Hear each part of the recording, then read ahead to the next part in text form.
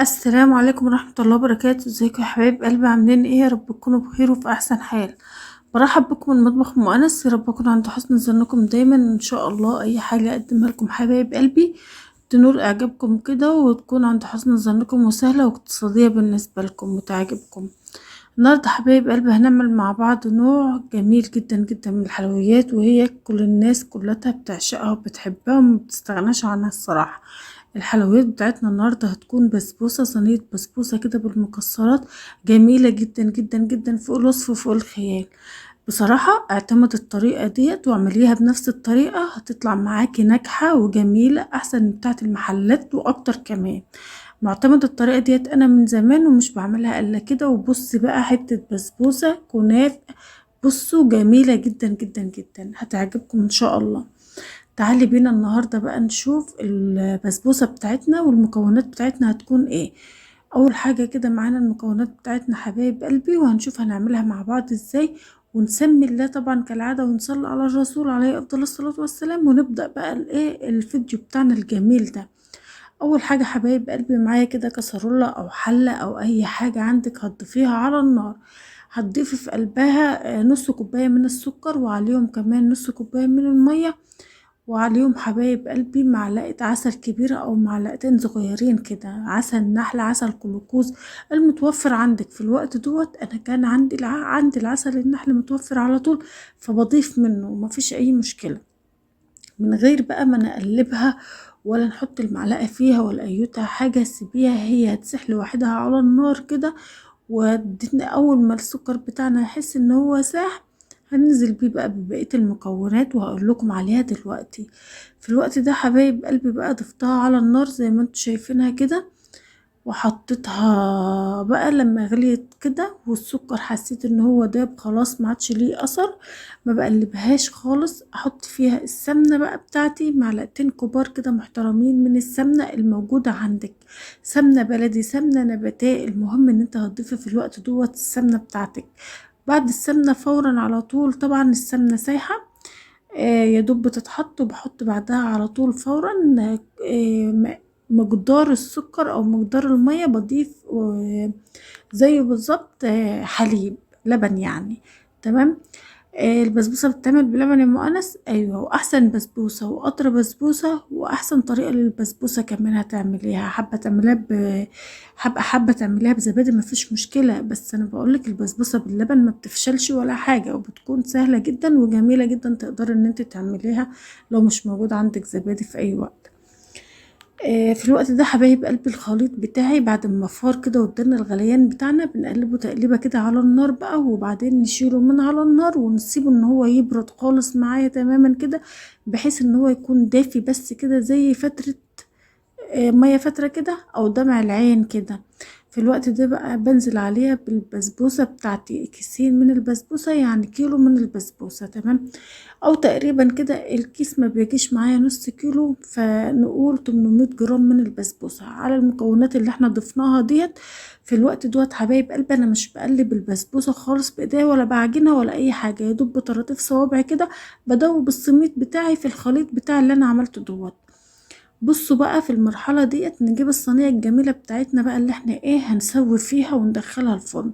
ندهنها دهنة بسيطة كده زي ما احنا متعودين. طبعا قاع الصينية بيكون مدهون بالزيت معانا او بالسمنة او بالزبدة اي حاجة عندك، بس تغلفي قاع الصينية كده، وكمان الجدران بتاعة الصينية كده بالسمنة زي ما انتوا شايفين كده حبايب قلبي.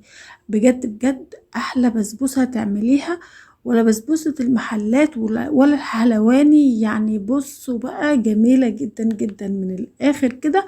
اعمليها بنفس الطريقة ومش هتندمي خالص.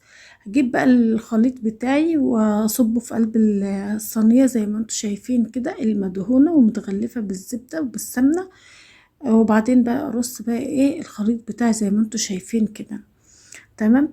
اي مكسرات عندك بقى عايزة تسيبيها سادة برضو هتسيبيها. انا كان عندي كده شوية من الفستق زي ما انتوا سايبين شايفين كده، جبتهم اشكل بس بقى كده حاجة حرفيا بس كده يعني ان هي يكون منظر. في الوقت دوت بقى في شوية مكسراهم كده وفي شوية بحالهم حطيتهم وضفتهم كده بالمنظر الجميل زي ما انتوا شايفين كده. تمام حبايب قلبي، بصوا بقى على الجمال والشياكة والحلاوة دي كلتها، ما خدتش معانا وقت خالص. في الوقت دوت بقى تكون جاهزة ان هي تدخل معانا الفرن على درجة حرارة 200 درجة. في الوقت دوت بقى انا مولعه من الفرن من فوق ومن تحت ومهديه على يعني مش او وسط كده، وبدخلها بقى الفرن تستوي براحتها كده عقبال ما نعمل الشربات الجميل الممتاز بتاع البسبوسة اللي بيختلف كتير طبعا عن الشربات بتاع الكنافة او بتاع الجلاش. دايما طبعا بقول شربات البسبوسة يا حبايب قلبي بيكون خفيف، شربات الجلاش بيكون تقيل هو والكنافة. تمام، يعني ايه خفيف يا ام انس؟ يعني هنحط كوبايه ونص من السكر على كوبايه ونص من الميه، وده المقدار التمام قوي لشربات البسبوسه. عليهم كمان معلقه كبيره كده من عسل النحل او الجلوكوز لو متوفر. مفيش عسل خالص مفيش اي مشكله، ضيف السكر وضيف الميه وعليهم رشه من الفانيليا وعصره بسيطه من الليمون، وقلبيه كويس او السكر يدوب كده وخلاص، نطمن ان السكر بتاعنا داب وبقى زي العسل كده. نرفعه على النار بقى لدرجة حرارة متوسطة، يدوب 10 دقايق بيكون معاكي أحلى وأحسن شربات في الدنيا. في الوقت دوت بقى البسبوسة بتاعتنا خرجت من الفرن، كان الشربات بتاعنا خلصان. يبقى في الوقت دوت بقى البسبوسة وهي خارجة كده من الفرن ناخدها ما نبردهاش ولا اي حاجة، عايزينها ايه سخنة زي ما هي كده، والشربات كمان بيكون معانا سخن، بضيفه عليهم فورا وبيعمل لي بقى حاجة كده من الجمال، حاجة كده من الروعة. وفي نفس الوقت حبايب قلبي عايزة اقول لكم على تكاية جميلة جدا جدا وبسيطة كده، بس بتخليها تحفة وجميلة. ما تدخليش البسبوسة بتاعتك ولا تسيبيها مكشوفة كده، لا غطيها بلاب ستريتش زي ما انتوا شايفين كده، او بكيس مشمع او باي حاجة عندك، لو حتى هتكفي عليها صينية تانية اكبر منها وتسيبها متغطية. شايفين الطراوة بتاع البسبوسة؟ صبع بيغرس فيها خالص اهيت، وطرية جدا وكمان جميلة جدا جدا كمنظر وطعم وشكل، بسم الله ما شاء الله. تعالوا بقى كده نقطع البسبوسة بتاعتنا كده ونشوف الجمال بتاعنا دوت ونشوف الحلاوة دوت، بسم الله ما شاء الله. الصراحة ما كنتش عايزة استنى، عايزة اكل بسبوسة من جمال ديت، مش عايزة استنى بجد. ايه رأيكم بقى يا حبايب قلبي؟ الفيديو بتاعنا يستاهل لايك من جميل وكمان كومنت جميل حبيبة قلبي اللي انا متعودة منكم طبعا على الكومنتات الجميلة اللي بتسعد قلبي. ربنا يسعدكم يا رب. تعالوا بقى نشوف البسبوسة بتاعتنا وجمالها. السمك بتاعها جميل جدا، مش تخينة قوي ولا رقيقة قوي، حلوة كده قوي. عايزة حباها تكون تخينة اكتر من كده، حطها في صينية صغيرة شوية عن الصينية بتاعتي ديت. تمام. في الوقت دوت بقى نفسي مفتوحة وعايزة اكل البسبوسة، متماسكة جدا اهي، تقدري ان انت تمسكيها بايديكي وفي نفس الوقت مرملة وجميلة جدا بصراحة بصراحة. والعسل بتاعها روعة روعة روعة، مظبوط 100%، كل حاجة فيها تمام التمام ما شاء الله.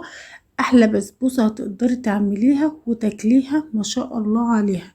شايفين مفروله ازاي يا جماعه؟ شايفين قد ايه هي متماسكه وفي نفس الوقت كمان مفروله كده ومرمله وجميله جدا اهي زي ما انتم شايفين. بصوا بقى الجمال بتاعها والفروله والترميله بتاعتها الجميله ديت، ما شاء الله ما شاء الله يا بنات.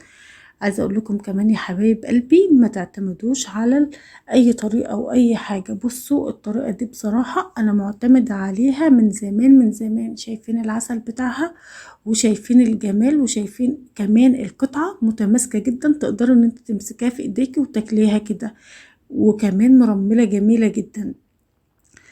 حلو قوي يا حبايب قلبي، حطوا لايك للفيديو والسلام عليكم ورحمه